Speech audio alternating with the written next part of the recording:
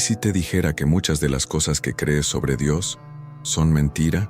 Que hay secretos ocultos en la misma Biblia que nadie te predicó, verdades que podrían cambiar tu fe para siempre, porque lo que estás a punto de escuchar no es doctrina, es revelación. Si alguna vez sentiste que algo no encajaba en tu camino espiritual, no estás solo. Te han enseñado una versión recortada, domesticada, controlada, pero hoy vas a despertar. Este video va a abrir tus ojos a 7 verdades que la iglesia no quiere que sepas, todas respaldadas por las Escrituras, enterradas bajo siglos de silencio, miedo y manipulación. Y si te quedas hasta el final, te aseguro que vas a mirar tu fe, tu alma y tu propósito con otros ojos. Así que suscríbete ahora mismo, porque si este contenido te toca el alma, y lo va a hacer, querrás estar aquí cuando publiquemos lo que viene. Prepárate, porque esto no es una simple reflexión, es una guerra espiritual, y comienza ahora. Muchos caminan por la vida pronunciando el nombre Dios, sin detenerse a pensar en su origen, en su raíz espiritual o en su verdadero significado.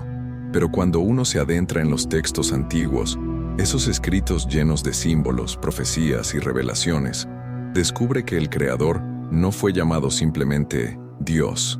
Ese es un título, una designación genérica que podría referirse a cualquier divinidad.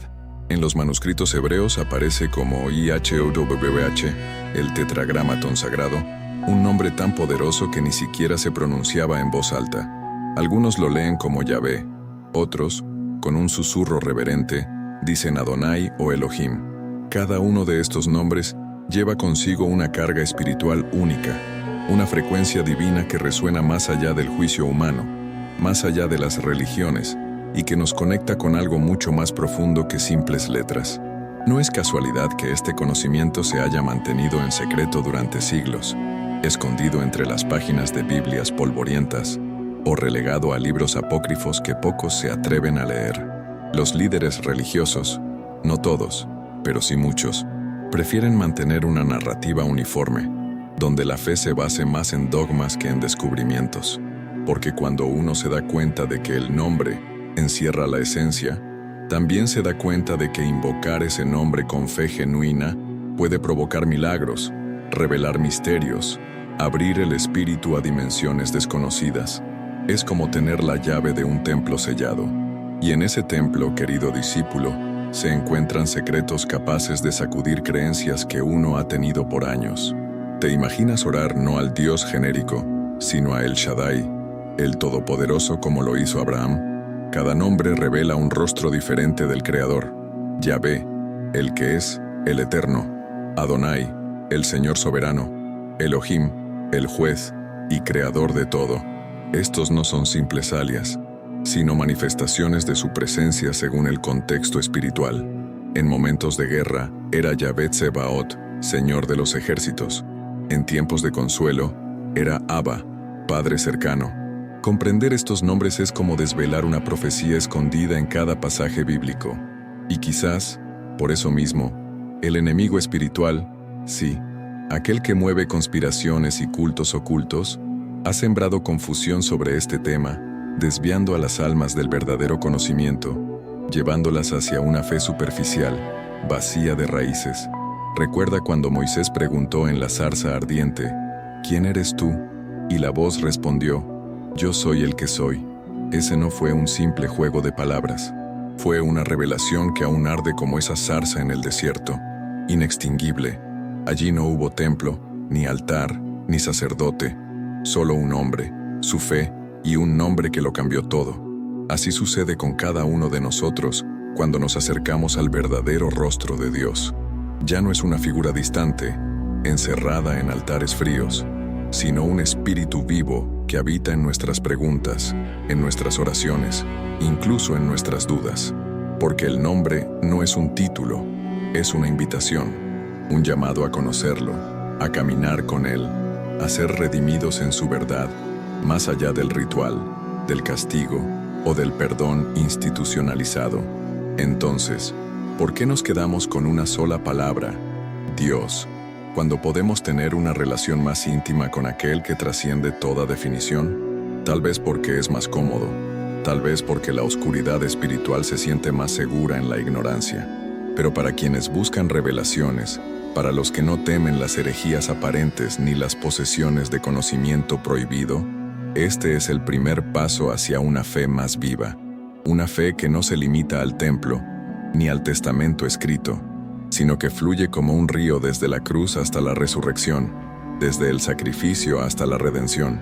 ¿Y si te dijera que hay muchas más cosas ocultas, incluso sobre el nacimiento del Mesías? Vayamos a eso. Imagina esto: estás celebrando la Navidad, rodeado de luces, villancicos y aromas dulces, convencido de que conmemoras el nacimiento del Mesías. Pero, ¿y si te dijera que Jesús en realidad no nació un 25 de diciembre? No lo digo yo, lo revela la misma Biblia cuando se la lee con atención y espíritu discernidor. En ninguna parte se menciona una fecha exacta. Lo que sí encontramos son pistas. Pastores cuidando sus rebaños por la noche, Lucas 2:8, lo cual no ocurría en pleno invierno en Judea. Este pequeño detalle, escondido entre versículos que muchos leen por costumbre, es una revelación que podría cambiar la forma en que vivimos nuestra fe.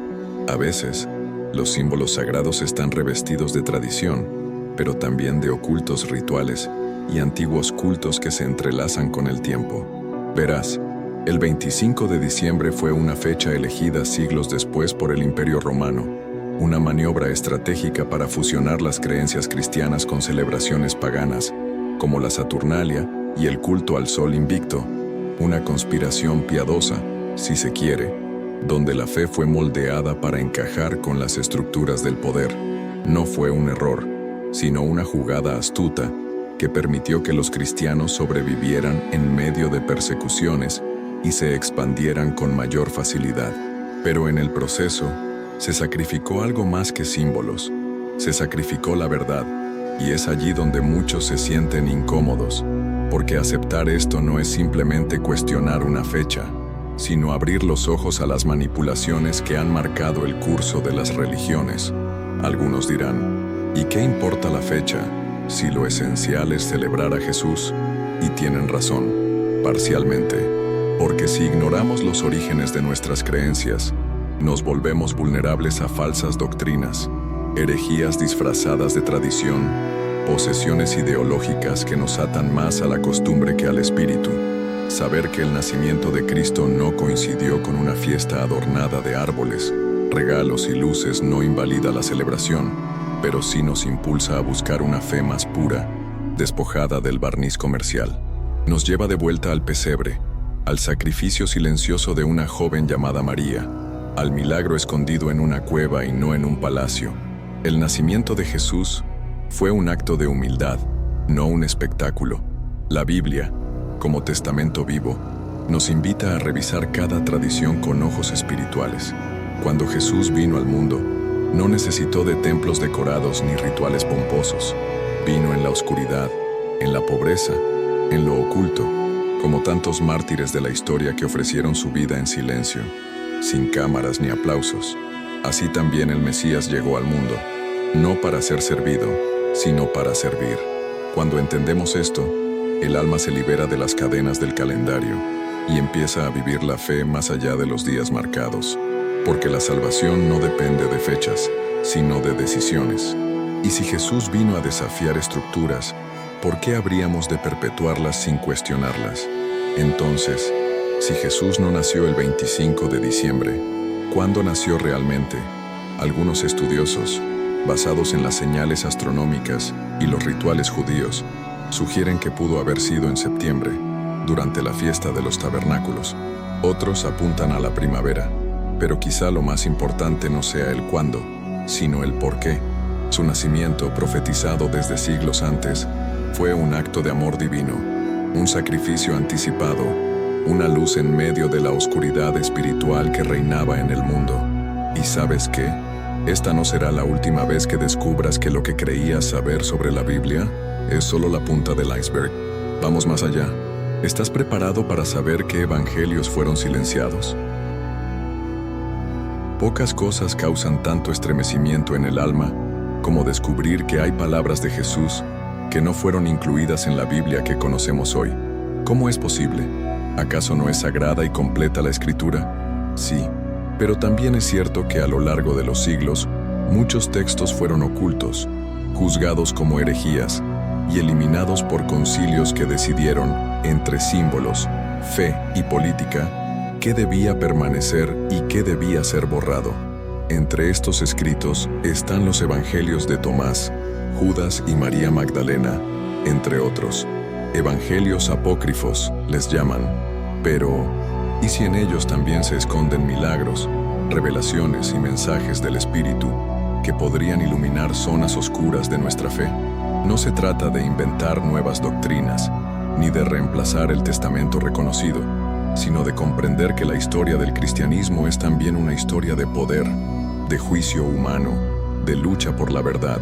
El Evangelio de Tomás, por ejemplo, no narra milagros, sino palabras íntimas del Mesías, dichos que invitan a mirar hacia adentro, a despertar el reino de Dios que ya está en nosotros, palabras que retumban como un exorcismo del ego, que sacuden el alma y despiertan el espíritu. El Evangelio de María Magdalena, por su parte, muestra una dimensión profundamente humana y espiritual del seguimiento de Jesús. ¿Por qué estos textos fueron condenados al olvido? Tal vez porque invitan a una relación directa con lo divino, sin necesidad de templos o intermediarios. El Evangelio de Judas, sí, ese mismo Judas, plantea una narrativa donde él no traiciona, sino que obedece un mandato divino. ¿Escandaloso?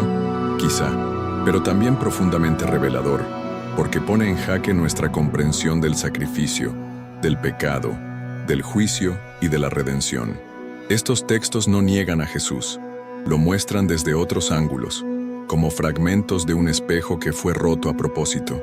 Y si bien algunos están manchados de oscuridad doctrinal o influencias gnósticas, otros contienen oraciones, visiones e incluso profecías que podrían enriquecer, no destruir, nuestra fe. El miedo a estos escritos no es nuevo. Ya en los primeros siglos, muchos fueron perseguidos solo por leerlos, como si su contenido tuviera el poder de desarmar los rituales establecidos. Muchos dirán, si no están en la Biblia es porque Dios no quiso que estuvieran, y eso es válido, pero también debemos recordar que Dios respeta la voluntad humana, incluso cuando ella decide imponer silencio. ¿Quién decide qué es herejía? ¿Quién tiene el poder de borrar voces del pasado? Estas preguntas no nos deben alejar de la fe, sino llevarnos más cerca de la cruz, donde Jesús no pidió filtros ni editores para su mensaje. Solo habló, vivió, murió y resucitó. El resto lo fuimos construyendo nosotros, entre concilios, exorcismos teológicos y símbolos de poder. La Biblia es una brújula, sí, pero no el mapa completo. Y el Espíritu de Dios sigue hablando hoy, incluso desde las páginas que otros intentaron quemar. Así que no se trata de creer ciegamente en cada evangelio perdido, sino de tener la humildad de reconocer que aún hay misterios por descubrir, secretos por revelar, y almas que anhelan algo más que dogmas repetidos. Porque cada texto antiguo, cada oración olvidada, cada mártir que murió por compartir estas palabras, es un testimonio de que la fe es mucho más que un libro cerrado. Es un fuego que arde, una sed que no cesa, una cruz que todavía carga preguntas. Y si estos evangelios abren una puerta a la verdad, aunque sea pequeña, ¿no deberíamos al menos mirar a través de ella? Porque si los ángeles pueden parecer humanos, ¿cuánto más puede esconder la realidad espiritual tras las apariencias? Cuando pensamos en ángeles, lo primero que nos viene a la mente suelen ser figuras resplandecientes, aladas, dulces, casi como personajes de postal navideña. Pero si uno abre la Biblia con ojos despiertos y corazón humilde, pronto descubre que estas criaturas celestiales no siempre vienen con arpas ni túnicas blancas. No, hermano, no es así. Algunos fueron mensajeros, sí, pero otros fueron emisarios de juicio, enviados con espada en mano para ejecutar la voluntad divina. ¿Te suena exagerado? Relee Génesis 19, donde dos ángeles, con apariencia de hombres, llegan a Sodoma. No solo anuncian destrucción, la provocan. Aquí no hay lugar para símbolos blandos, sino para justicia encarnada en seres celestiales, y no es el único caso. En el libro de Josué 5:13-15, un varón con espada desenvainada se presenta como el comandante del ejército del Señor. Josué, un guerrero curtido, no lo reconoce como ángel al principio. Se asusta, se postra y entiende que está ante algo mucho más poderoso que un ser humano. Este ángel no vino con cantos, sino como parte de un ritual celestial de guerra, un juicio divino contra los enemigos del pueblo de Dios. A veces los ángeles son respuestas vivas a nuestras oraciones, pero otras veces son castigos con forma humana. Y si en el pasado aparecían así, ¿quién nos asegura que no lo hagan hoy? Quizás ya te cruzaste con uno sin saberlo. Así de misteriosos son los caminos de la fe. El libro de Hebreos 13:2 nos lanza una bomba espiritual disfrazada de consejo simple. No se olviden de practicar la hospitalidad, porque algunos, sin saberlo, hospedaron ángeles. Tremendo. Eso quiere decir que los ángeles no solo tienen forma humana, sino que también pueden mezclarse con nosotros sin levantar sospechas. ¿Quién fue esa persona que te ayudó en un momento de crisis y desapareció sin dejar rastro? ¿Quién fue esa voz que te habló en medio del silencio cuando tu alma ya no esperaba redención? Los ángeles no siempre vienen del cielo con trompetas. A veces cruzan tu camino como extraños y lo cambian todo. Esos son milagros silenciosos, pequeños destellos del Espíritu que tocan nuestra carne. Pero claro, esto no agrada a todos.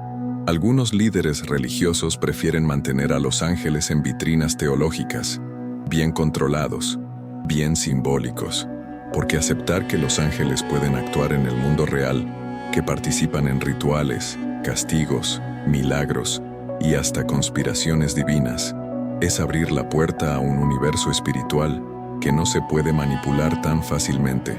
Es reconocer que la Biblia no es un cuento, sino una crónica viva de batallas espirituales donde el bien y el mal se enfrentan con fuerza real. Y en medio de eso, están ellos, los ángeles, portadores de la gloria de Dios, sí, pero también de su juicio.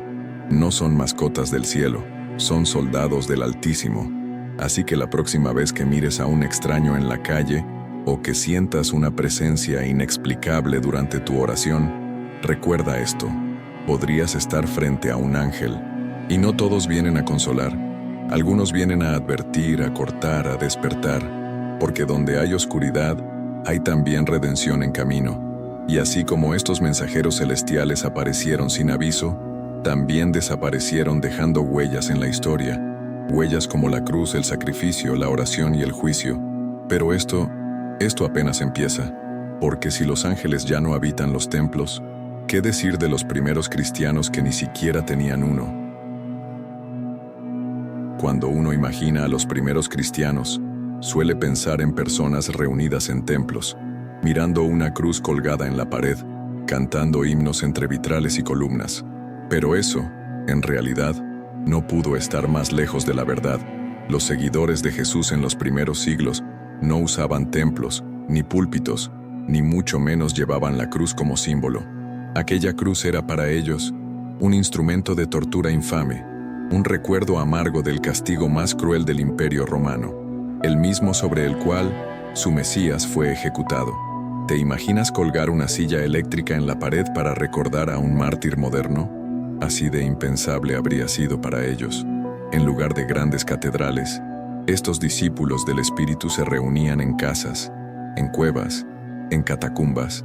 Sus encuentros eran íntimos, cargados de oración, testimonio y muchas veces lágrimas. Cada reunión era un acto de fe, pero también de peligro, porque adorar a Cristo no era popular ni legal. Era un acto de rebeldía espiritual, una proclamación de salvación que podía costarles la vida. Y sin embargo, allí, en lo oculto, florecieron milagros, resurrecciones, profecías y revelaciones profundas. En esos lugares, la fe no se vestía de oro ni de incienso, sino de sacrificio y amor sincero. Era más un culto de almas que de formas, más un templo interior que de piedra y mármol. La cruz como símbolo fue adoptada mucho después, cuando el cristianismo se convirtió en religión del Estado bajo el Imperio Romano. Fue entonces cuando se mezclaron rituales, símbolos y sí, hasta herejías políticas para crear una fe más institucional y menos peligrosa. El mensaje puro del Espíritu, de la redención directa con Dios, empezó a rodearse de jerarquías, castigos eclesiásticos y normas rituales. No es que la cruz no tenga valor, al contrario, es símbolo de victoria para muchos. Pero no olvidemos, su significado fue resignificado con el tiempo. Pasó de ser señal de juicio y muerte a emblema de perdón y salvación, una transformación poderosa, pero también construida sobre siglos de interpretación. Hoy, muchas almas buscan a Dios en templos llenos, creyendo que ahí se encuentra su presencia. Pero ¿qué nos enseña la historia de estos primeros mártires? Que el verdadero templo de Dios está en el corazón, en la oración secreta, en el sacrificio personal. No se necesita catedral para adorar. Basta una esquina, un suspiro, una palabra. La Biblia está llena de santos que encontraron al Señor en caminos polvorientos, en cárceles húmedas, en medio del desierto o la persecución, porque el Espíritu no necesita ladrillos, necesita fe viva, y esa fe, sin importar cuán oculta, siempre brilla como una antorcha encendida en la oscuridad del mundo. Entonces, si los primeros cristianos no necesitaban iglesias, ¿por qué nosotros sentimos que sin ellas no hay conexión divina? Tal vez hemos sido enseñados a depender más del sistema que del Espíritu, a confiar más en los rituales que en la relación. Pero los tiempos están cambiando. Hay un despertar, y si estás leyendo esto, puede que estés siendo llamado a vivir tu fe como ellos lo hicieron, con coraje, con humildad y con una cruz que no adorna, sino transforma. Porque, después de todo, los milagros más grandes no sucedieron dentro de templos. ¿Quieres saber dónde ocurrieron? Hay quienes creen que para recibir un milagro hay que estar dentro de un templo, arrodillado ante un altar, siguiendo un ritual. Pero la Biblia, ese testamento lleno de secretos, milagros y revelaciones, nos cuenta otra historia. Una historia donde la presencia de Dios no está confinada entre muros sagrados, sino que irrumpe en desiertos, montañas, caminos solitarios y hasta en cárceles. Dios no espera a que el hombre venga al templo. Él va al encuentro del alma, allí donde nadie más se atreve a mirar. Así fue con Moisés, quien vio una zarza ardiendo no en un santuario, sino en la soledad del desierto. Allí, en ese rincón de polvo y calor, el Espíritu habló y cambió el destino de una nación. Y no olvidemos a Elías, ese profeta de fuego, que no recibió pan en la mesa del sacerdote, sino en el pico de un cuervo, enviado directamente por el cielo. Estaba solo, perseguido, oculto, pero no olvidado. ¿No es eso también un mensaje para ti, que quizás te sientes lejos, perdido, apagado? A veces los milagros no vienen cuando todo está en orden, sino cuando la oscuridad parece más densa, porque allí, fuera de los templos y lejos del juicio humano, Dios actúa con poder. La fe no necesita techo, necesita fuego, y ese fuego no lo enciende el incienso, sino el clamor sincero del corazón. Jesús mismo, el Mesías, no hacía fila para entrar al templo con sus discípulos. Caminaba entre aldeas, se mezclaba con pecadores, sanaba en las calles, expulsaba demonios en casas y hablaba de fe junto a pozos. El templo era solo una parada.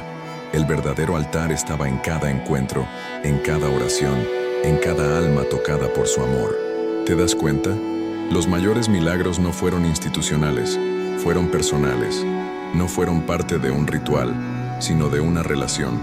Allí donde había una necesidad y un poco de fe, ocurría lo imposible. Esa es la esencia de la salvación. No está atada a un lugar, sino a un espíritu dispuesto. ¿Y qué decir de Pablo y Silas? Encerrados en una prisión, sin luz, sin testigos, oraron y cantaron. De pronto, la tierra tembló, las cadenas se rompieron y las puertas se abrieron.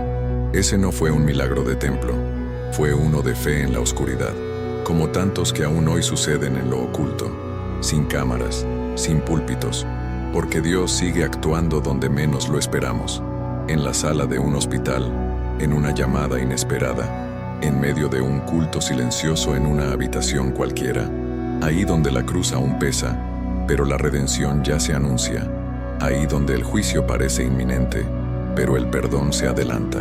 Por eso, querido lector del Espíritu, no limites a Dios a las paredes de un edificio. No pienses que el cielo solo se abre los domingos. El templo más santo es el alma que busca, que clama, que no se conforma con el símbolo, sino que desea la presencia.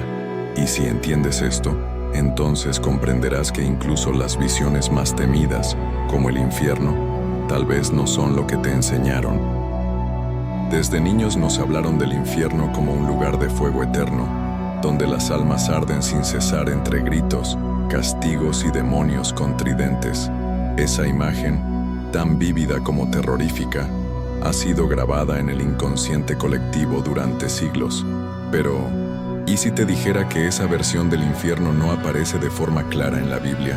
Que la palabra infierno, tal como la usamos hoy, es en realidad una mezcla de traducciones, interpretaciones y, sí, lo digo con respeto, influencias paganas y medievales. Porque en los textos originales no se hablaba de un solo lugar, sino de varios conceptos: Sheol, Hades, Gehenna, cada uno con su propia simbología, propósito y significado. Sheol, por ejemplo, era en la tradición hebrea un lugar de sombras, donde iban tanto justos como injustos. No era un castigo, era un destino común tras la muerte. Hades, de influencia griega, era más una dimensión espiritual que un lugar de tortura. Y Gehenna, bueno, Gehenna sí tenía fuego, pero era un valle real fuera de Jerusalén, un sitio donde se quemaban cadáveres y basura, y que fue usado como símbolo por Jesús para advertir sobre el juicio. ¿Te das cuenta? Mucho de lo que creíamos literal era metáfora, era imagen. Una forma intensa, sí, pero no necesariamente una descripción geográfica del más allá. El espíritu del mensaje era más importante que su forma. Con el tiempo, especialmente en la Edad Media, estas imágenes se consolidaron gracias a predicadores que usaban el miedo como herramienta de conversión. Las herejías eran castigadas no solo en la tierra, sino con la amenaza del tormento eterno. Surgieron rituales de indulgencia, rezos para librarse del castigo y una visión del infierno más influenciada por Dante que por las Escrituras. El enemigo espiritual encontró terreno fértil en el miedo y convirtió la salvación en un sistema de control. Pero la Biblia, la verdadera, la que habla con el Espíritu, no busca atarte por el temor, sino liberarte por el amor. El juicio existe, sí, pero también la cruz, el perdón y la redención. Jesús no enseñó sobre un infierno como fin absoluto, sino sobre consecuencias espirituales, separación de Dios, muerte del alma. Habló de castigo, pero también de salvación, de juicio, pero también de reconciliación. ¿Y qué decir de pasajes donde se menciona la posibilidad de resurrección, incluso para los injustos? El Testamento está lleno de misterios, de señales que nos dicen que el destino final no es tan simple como cielo o infierno. Hay un camino, hay un propósito, hay una lucha por las almas. Y en esa lucha, lo importante no es cuánto temes al fuego, sino cuánto deseas la luz. Porque el infierno no es solo un lugar, puede ser también un estado del espíritu. Entonces, querido buscador de la verdad, ¿cuál es la verdadera naturaleza del infierno? ¿Es eterno? ¿Es simbólico? ¿Es un destino? ¿O una advertencia? Quizá nunca lo sepamos del todo en esta vida, pero lo que sí sabemos, por la fe, es que Dios no se deleita en el castigo, sino en la redención, y que mientras haya alma, habrá posibilidad de perdón. El Espíritu aún llama, aún ofrece salvación, aún toca corazones en medio de la oscuridad. Porque incluso donde creemos que todo está perdido, puede haber revelación. Y así, cerramos este ciclo de misterios con una oración en el alma y una certeza en el corazón. La Biblia guarda más secretos de los que nos han contado. Después de todo lo que viste, ¿cuántas de tus creencias siguen intactas? ¿Cuál de estas verdades te sacudió más? Escríbelo en los comentarios, quiero leerte. Y si sientes que este mensaje encendió algo dentro de ti, suscríbete ahora mismo, porque lo que viene va a ser aún más fuerte.